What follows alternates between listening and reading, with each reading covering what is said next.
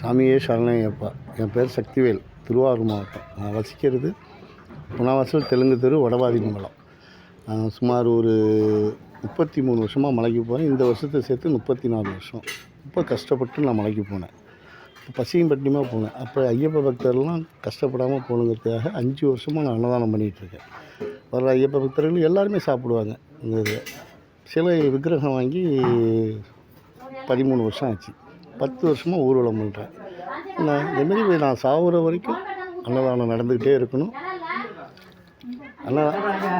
அன்னதானம் நடந்துக்கிட்டு இருக்கணும்.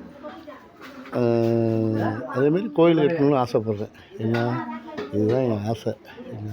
இது கண்டிப்பாக 4 வருஷமாக நீங்கள் பண்ணிகிட்டு இருக்கீங்க. உங்களுக்கு எவ்வளோ செலவாகுது, எவ்வளோ மகிழ்ச்சியாக இருக்குது, எவ்வளோ திருப்தியாக இருக்குது உங்களுக்கு செய்கிறது? நிறையா திருப்திங்க. எனக்கு ஐயப்பனுக்கு செய்கிறதுல எனக்கு அளவு கடந்த திருப்தி. ஐயப்ப பக்தர்கள் பட்னியாகவே போகக்கூடாது. என்னுடைய கருத்து. இங்கே யாரும் பட்னியே இருக்கக்கூடாது. நம்ம எல்லைக்கு வந்து சாப்பாடுன்னு கேட்டு திரும்பி போகக்கூடாது.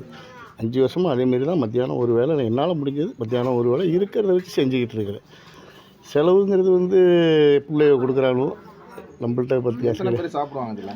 சுமார் 120 பேர் கம்பல்சரி சாப்பிடுவாங்க. ஒரு நாள் டக்குன்னு 200 பேர் வருவாங்க. அப்போ ஓம் சக்தி சாமி இங்கே பக்கத்தில் இருக்கிறாங்க. அவங்க மாலை போட்டாங்கன்னா இன்னும் 250 பேர் 300 பேர்கிட்ட சாப்பிடுவாங்க. பாக்கி டைமில் கம்பல்சரி 150 பேர் 120. சபரிமலைக்கு போனதுக்கு இப்போ சபரிமலைக்கு போகிறதுக்கு என்ன வித்தியாசம் பார்க்குறீங்க? முன்னாடி போனப்போ உள்ள சபரிமலைகள் வேறு, இப்போ உள்ள சபரிமலைகள் வேறு. இப்போ ரொம்ப கஷ்டப்பட்டோம். 48 போகல பசி பட்னியுமாகவும் ரொம்ப கஷ்டப்பட்டு போயிருக்கோம் மலைக்கு. இப்போது வந்து 7 தான் போகிறோம், 7 தான் வர்றாங்க 100 பேர். அப்போ கம்பல்சரி 48 தான் போகணுங்கிற ஒரு உறுதி இருந்துச்சு ஐயப்பன்ட்ட. எங்கள் சித்தப்பா சொல்லுவார், அழுதமலை ஏற்றத்தில் போய் படுத்து கிடப்போம் 2 நாள், பேட்டரி கட்டை இருக்காது. அழுதையில் கரிமலையில் இது எரிமேலியில் போய் 2 நாள் தங்கி தான் சாமி சேருவாங்க, அதுக்கப்புறம் சேர்ந்து போவோம் அப்படிலாம். அப்போ உள்ள கஷ்டங்கள் இப்போ கிடையாது. இப்போ ரொம்ப எல்லாமே நவீனமாக வந்துட்டுருக்கு. அந்த ஏழ்மையில் நடக்கவுள்ளே கல் குத்தும். இப்போ எல்லாமே கல்லாக போட்டிருக்காங்க. அதனால் வந்து இப்போ உள்ள நிம்மதி இப்போயும் இருக்குது. அப்போ உள்ள கஷ்டங்கள் இப்போ இல்லை. சபரிமலை பொறுத்தவரை எங்கள் ஐயா என்றைக்கும் எல்லாரையும் பாதுகாப்பார். அவர் ஒரு கடை ஒன்று வளைவு கடை நடத்திக்கிட்டு இருக்காரு. அங்கே போய் எப்பொழுதும் பேசிட்டு குருசாமி நாங்கள் எல்லாம் உட்காந்து பேசிகிட்டு இருப்போம். எப்போதும் மாலை போட்ட சமயத்தில் காலை மாலை இந்த நேரங்களில் பேசிகிட்டு இருப்போம். திடீர்னு என்ன பண்ணார், அன்னதானம் போகணும் சாமி, என்ன பண்ணலான்னாரு. சரி போடலாம் சாமி, ஒரு நாள் தானேண்ணா. இல்லை 48 நாளும் போகணுன்னாரு. 40 நாளும் போட முடியாது, சும்மா வாயை முடிச்சு சொன்னியா, நான் சத்தம் போட்டேன் வர. இல்லை போட்டே ஆகணும், நீ எனக்கு பணம் கொடுன்னாரு. நான் பணம்லாம் தரமாட்டேன், அது போட முடியாது, ஒரு 10 நாள் போட்டு நிப்பாட்டினா கெட்ட பேர் ஆகிடும். இப்போ சொந்தக்காரன் 10 பேர் வீட்டில் வந்து உட்காந்தா ஒரு 5 நாள் கழிச்சு வரட்டி விட்றோம் ஏதோ பேசி.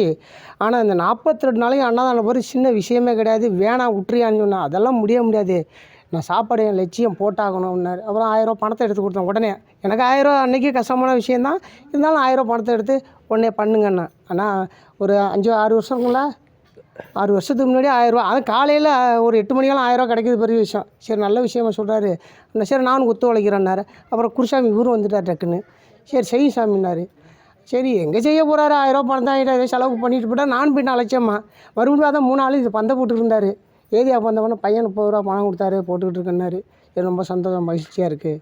நான் அப்படியே கண்டினியூவாக பண்ணார். ரொம்ப அந்த வருஷம் பார்த்திங்கன்னா ரொம்ப சிரமப்பட்டு எல்லாருமே நான் சொன்ன வார்த்தையும் சொன்னாங்க, இதெல்லாம் இப்போ 48 நாள் போட முடியாது அன்னதானம் என்னாரு. சிறப்பாக அந்த வருஷம் பண்ணார். இந்த பகுதி மக்கள் எல்லாருமே இங்கேருந்து பார்த்திங்கன்னா ஒரு 7 கிலோமீட்ரு, இங்கேருந்து ஒரு 2 கிலோமீட்ரு, இப்படி பார்த்திங்கன்னா ஒரு 5-6 கிலோமீட்டர் சுற்றளவு இருக்குங்களா, 5 கிலோமீட்டர் சுற்றளவு உள்ள எல்லோரும் வந்து சாப்பிட்றாங்க.